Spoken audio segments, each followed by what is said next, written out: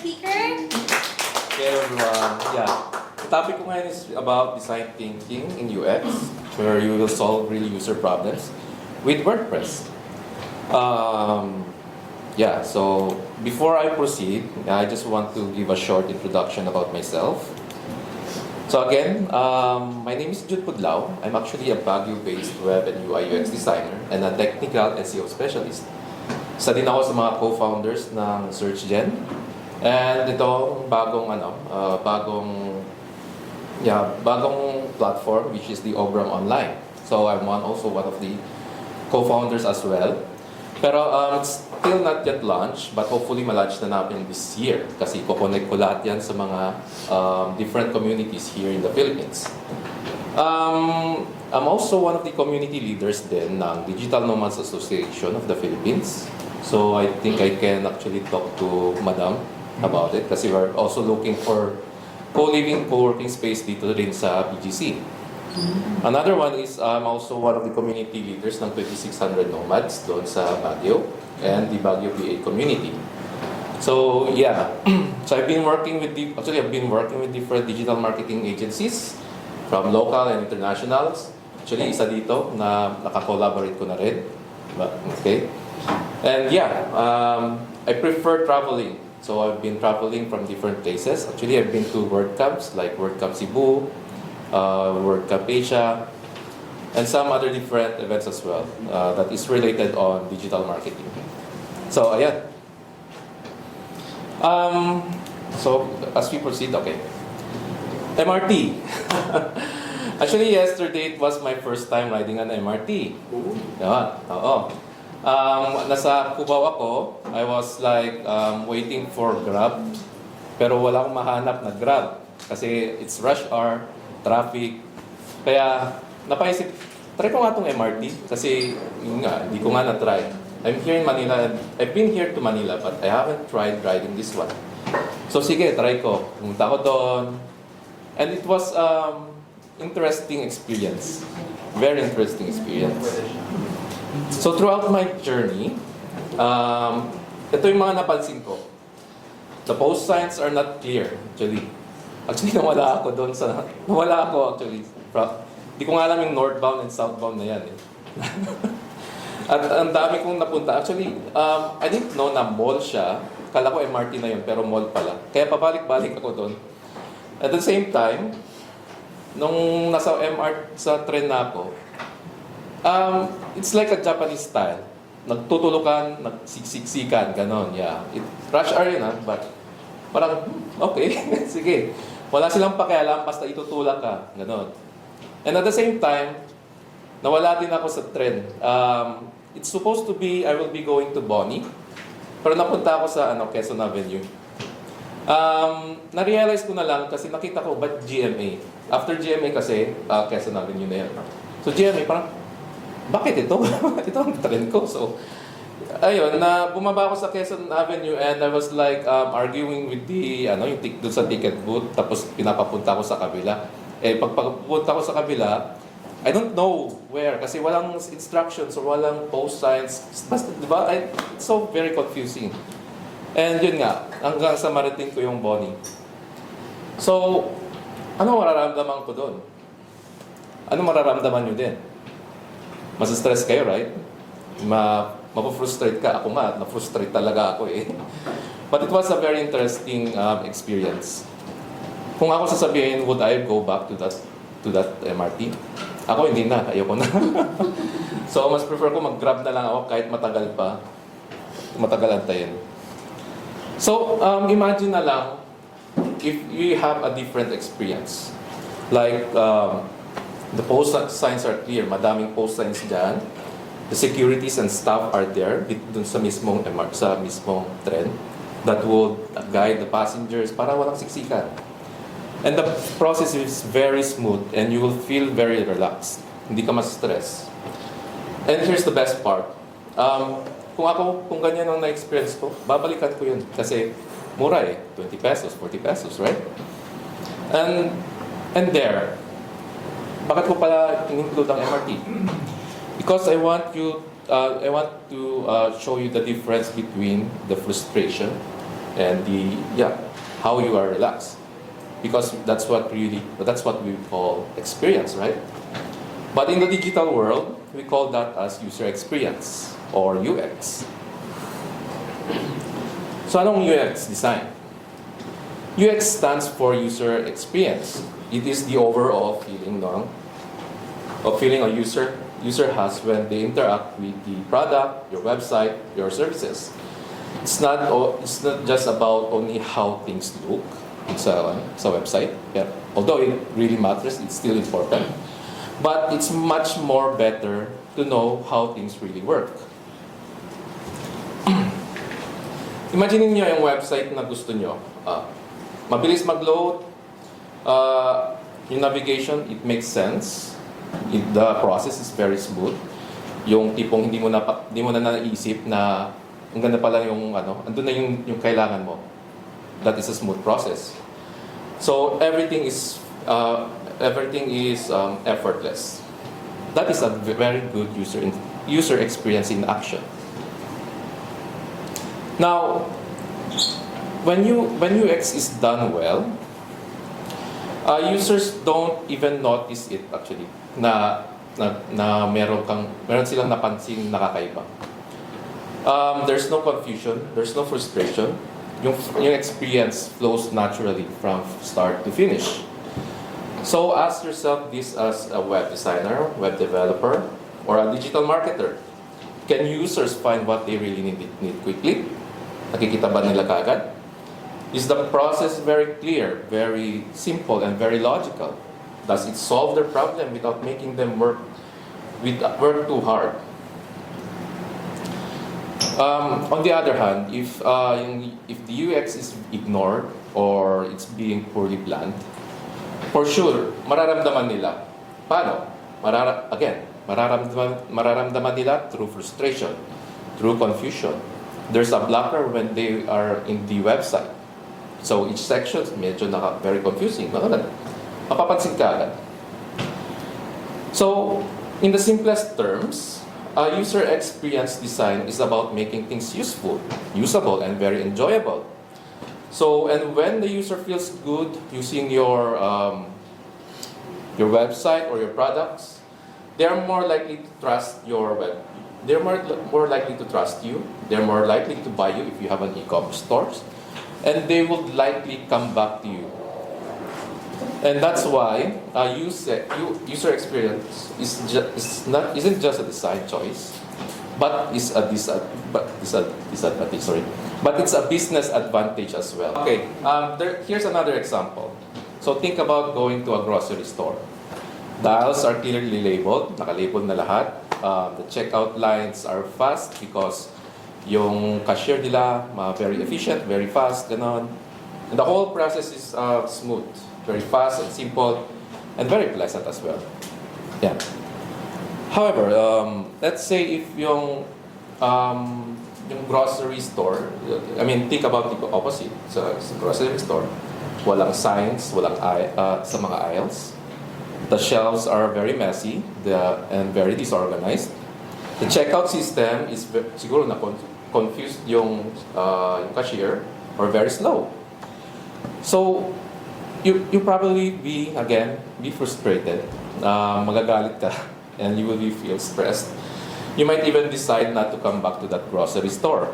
So this is exactly what happens as well with your websites, with your, let's say, apps, mga plugins, the online stores. When things are clear and effortless, they will enjoy the experience. But when things are very confusing, very clumsy, for sure, alis na sila kaagad. Hindi na nila babalikan yung website nyo. So that's the power of UX design in the simplest terms. So remember this, a good user experience is like shopping in a well-organized grocery store. Everything makes sense, everything works, and you leave feeling good. And that's the power of user experience design. Now I want to talk about itong 3-second rule. Actually, this affects most, especially sa mga digital marketers, mga web designers, lahat. It means we live in what we like to call the TikTok era. Si swipe, diba? Swipe here, swipe there. Pag may nakita isang interested, ang ganda niya, swipe agad. So usually, users have an extremely short attention span. Mas shorter daw sa attention span ng goldfish. Kasi ang attention span ng goldfish is around 9 seconds. Ang mga tayo naman is just 3 seconds. I don't know if it's true, but for me, I feel like it's true. It means that when someone lands on your website, you only have 3 seconds. 3 seconds just to convince them to stay in your website, right? In those first 3 seconds, it's either they will decide to explore more the website because they're interested, or just alis na sila because they don't want to waste their time. So what makes someone decide to stay in those critical first moments? There are actually 3 reasons. I don't know kasi sa akin yun. Simplicity. Make your website simple. It always wins. So when your design is clean and uncluttered, people will feel comfortable, they will feel relaxed, and they can exactly spot yung gusto nila without knowing it. And there's no distractions. I think one example here is, if you have a portfolio website, usually doon mo na ipapakita yung creativity mo, your creativeness. But if you do that in a business website or a corporate website, hindi yun pwede. Tama? Yes. Right, yeah. So yeah, simplicity wins. You just make sure that hindi siya cluttered and always na as malinis na website. Another two, the second reason here is the psychology and the emotions. What do you mean by that? Again, it's not just about the visuals. It's about how the colors or the fonts perceive. Especially sa mga page, kayo mga web designers, you are one. Here's an example. When it comes to color psychology, example ko here is the red and blue. The red creates urgency and energy, while blue builds trust. Pag red kasi, if you add that in your call to action buttons, yung kulay red, it will make the users urgently try to tap on that button. Kaya minsan makikita mo yan sa buy now or register here now, mga ganon. And then sa blue, builds trust. If you look into an IT company or some blue coat companies, usually blue ang most likely na ginagamit ng mga companies because they want their companies to be trusted kahit hindi ka trusted.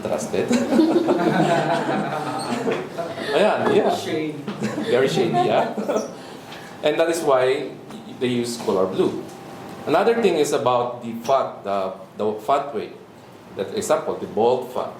It conveys strength and confidence. If you go to let's say a landing page, always na makikita nyo yung headline nila is always naka-bold. Right? Because they want to convey yung about the landing page. Next is the tight spacing. The spacing ng mga letters. It will make, especially pag tight spacing, it makes you feel claustrophobic and intense. And at the same time, it makes you focus more because it's very tight, very narrow. So ganun din ang mata nyo. Yan. Parang sumisilip ka ng kababalaghan. Okay. And lastly, if pipili ka ng fonts like the sans serif fonts, why sans serif fonts? Because if you want your website to look more modern, more clean, and approachable, sans serif fonts ang gagamitin natin. Like Poppins, Montserrat, Helvetica, mga nun. Yan. This will portray yung website nyo as a professional, very modern, and clean and approachable. So, naturally, your design should guide people to the actions you want them to take. Kaya you need to understand the psychology and the emotions of the fonts and the colors as well. Lastly, the very important reason is storytelling. Yes, storytelling wins and it will sell a lot. People don't just buy products, they buy stories and emotions. For example, Nike. Nike don't sell shoes, but they sell the dream of becoming an athlete. Paano kaya yun? Imagine mga basketball players, volleyball players, mga especially sa mga kabataan. Hindi lang sila bibili ng sapatos. Bibili sila ng sapatos para makamit yung gusto nila, makamit nila yung goal nila, or they want to become a professional athlete. Basketball player, punta sa PBA, NBA, or maging international pro athlete, mga ganun. Another example is Apple. They don't just sell phones. They actually sell creativity and innovation. Sino sa inyo mga iPhone users? Mostly, right? Okay, may box. Okay, nakabili kayo ng iPhone, naka-box. Siyempre, you're doing it slowly, right? Mga ganyang tunog, di ba? Pagkakuha ng phone, ganyan, di ba? Feeling, sarap sa feeling, di ba? Yan. And then, pagtitingin ng phone, uy, ang smooth, wow. And then, pagka-on, ting, mga ganun na. So that is that is something what they do. They want them to feel the creativeness. Doon pa lang sa package pa lang. Yan. Very simple lang yung package siya, pero nakaka-create na ng creativity. That is storytelling. And when you craft that to your website, around the story, people will feel connect. They don't just they don't just feel like they are buying just the product. They will feel like they belong to a community of iPhone users, mga ganon. So remember, if your design is very simple, emotionally appealing, very clear, your users won't leave.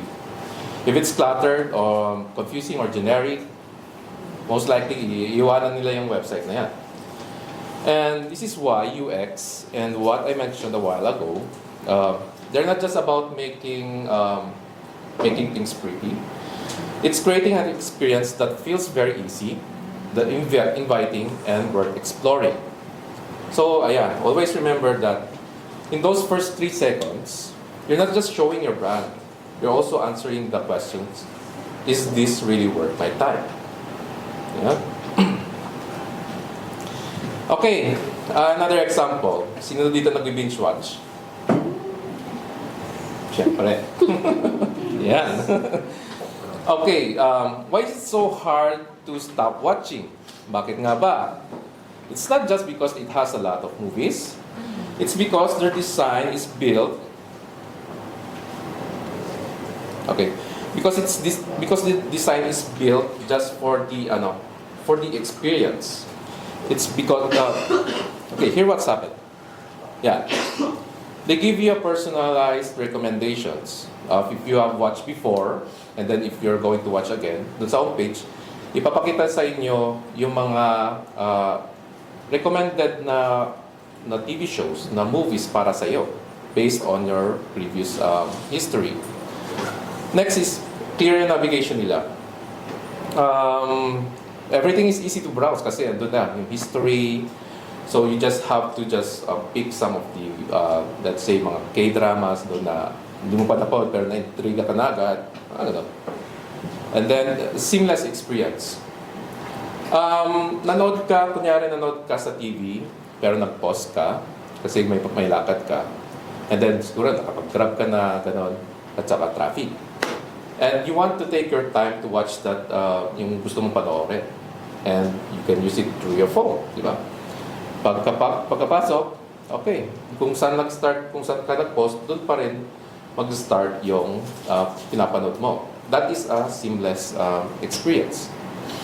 And lastly, kaya lagi nagbi-binge watch si Madam Jeffy. Dahil sa autoplay feature ng Netflix. How is that possible? When the episode ends, especially pag Korean drama, for sure. Ako din. Okay. Mag-start bigla ng another episode automatically before na kunyari or pipindot ako ng next episode, automatic na agad.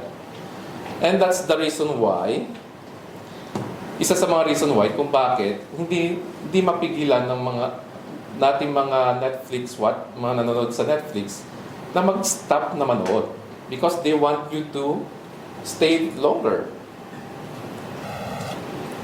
And guess what? All of this doesn't happen by accident.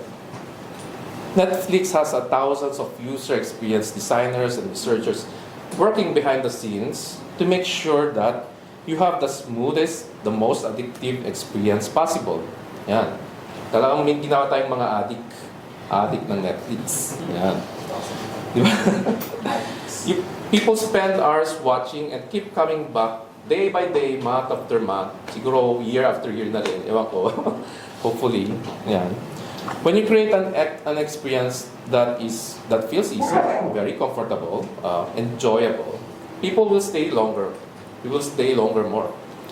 And because of that, you engage more, you trust more of that brand, especially Netflix. That's why UX isn't just about design. It's about building experience. And that makes you feel so good, and the users won't leave right away. And because of that, syempre, more conversions, more sales, referrals. Pipilitin mo din mga kasama mong manood. So now that you've seen why UX matters so much, let's talk about a very simple method that helps create things kung bakit natin na-experience to. This method is called the design thinking. Ano bang design thinking? Design thinking is a user-centered approach to problem solving. It's structured to figure out kung ano ba yung kailangan ng users, kung ano what frustrates them, ano yung problema, and paano mo masosolve yung problema na yun.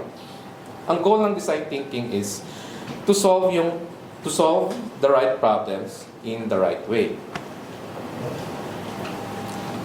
So how is it different from regular design? As a web designer, I had a lot of projects na like mga clients na gusto nila design na agad. Okay, redesign to, yan, ganyan. Pagandahin mo, okay. Pero ako, as a web designer, I always ask them, okay, sige, i-redesign ko siya, pero sino mga users mo muna? Ano ba yung what do they care about? Does it solve their problems? Or does it solve yung struggles nila? So, instead of you are assuming what people want, you should use design thinking. You use design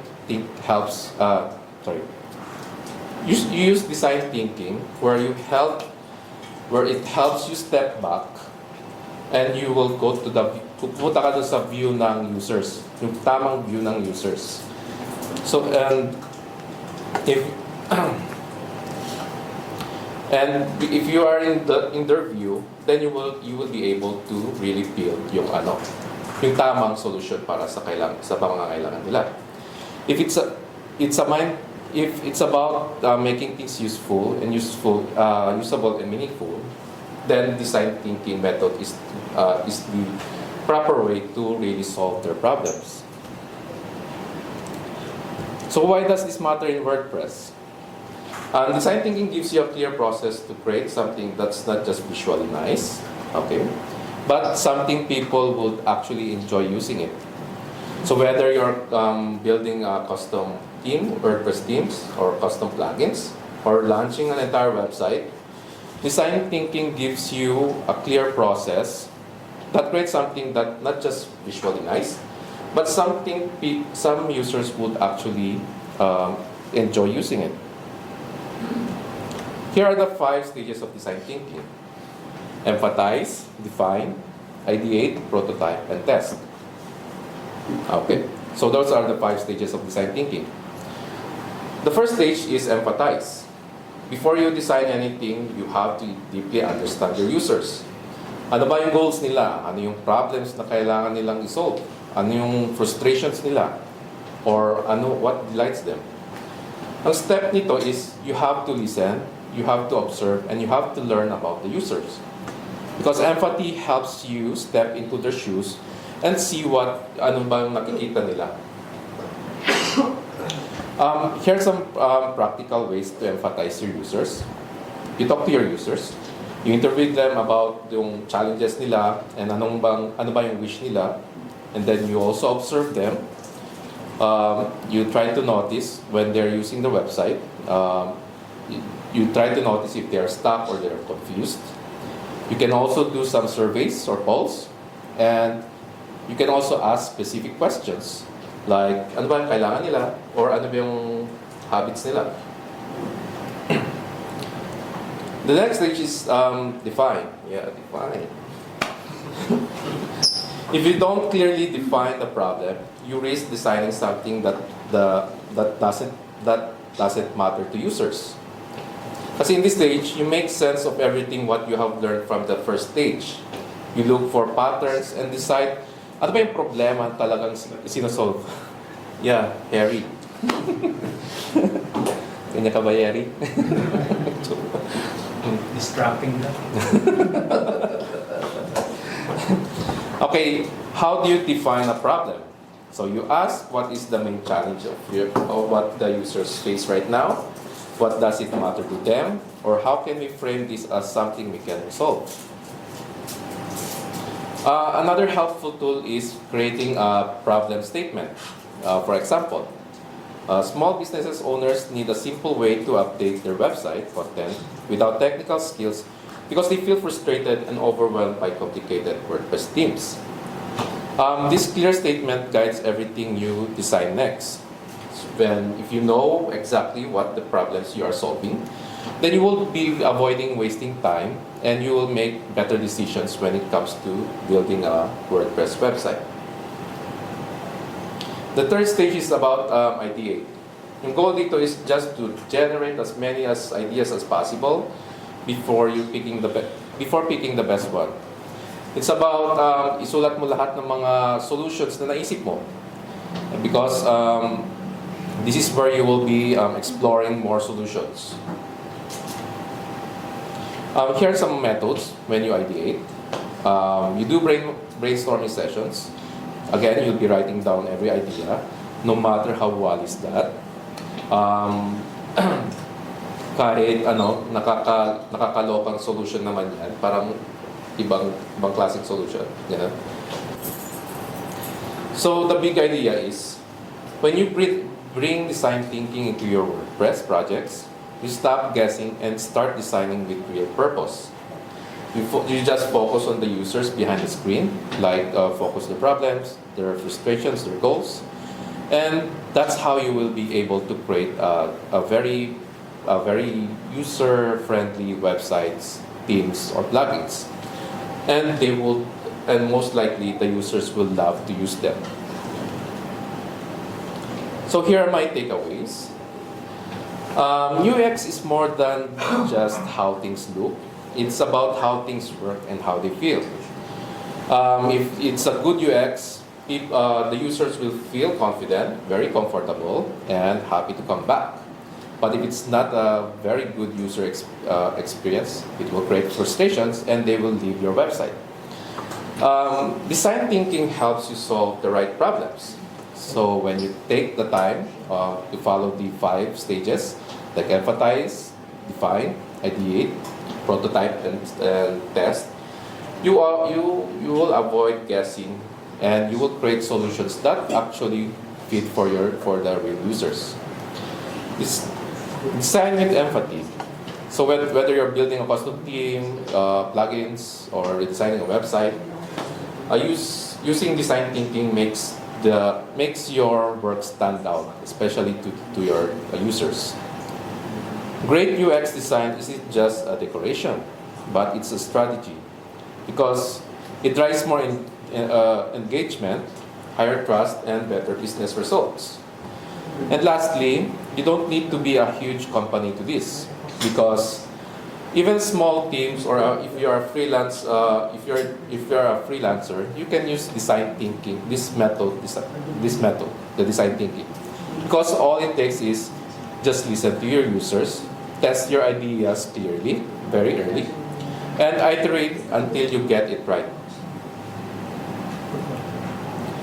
So yeah, before we end this presentation, I want you guys to ask yourself first.